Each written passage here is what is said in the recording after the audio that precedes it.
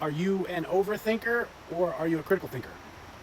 I never really gave it a lot of thought, but I've been called an overthinker before, and most recently, it came up over the past weekend about certain things.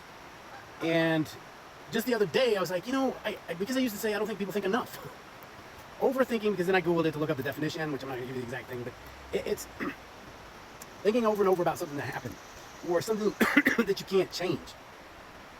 And I don't think I do that. I'm typically mentally, I'm a problem solver. If I see something that can be done easier, better, faster, if there's something wrong, I try to fix it. If you're going through Groundhog Day and you're doing the same things, you have patterns that need to be broken.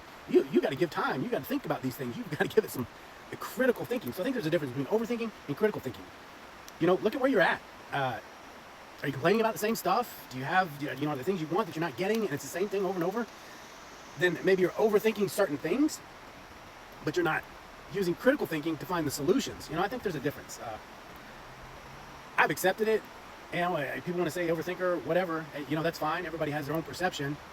I just know that typically I only stay in the same problem for a while, except for relationships. So I have to give that some critical thinking. Over the years, I've listened to different people, different advice, professional, friends, family. I've tried different things. I've tried to look at things in a different way. I've read a lot of books. And I've started to see how the people I'm attracting. And yes, again, in that same scenario, there's certain things that I may overthink, but typically it's just critical thinking. It's like, how do I change this? This is a pattern for me. I want something different going forward. So don't beat yourself up if people say you're an overthinker, but give it some time and say, am I thinking about stuff that I can't change? Serenity prayer usually comes in handy with that. But a lot of things in life require critical thinking.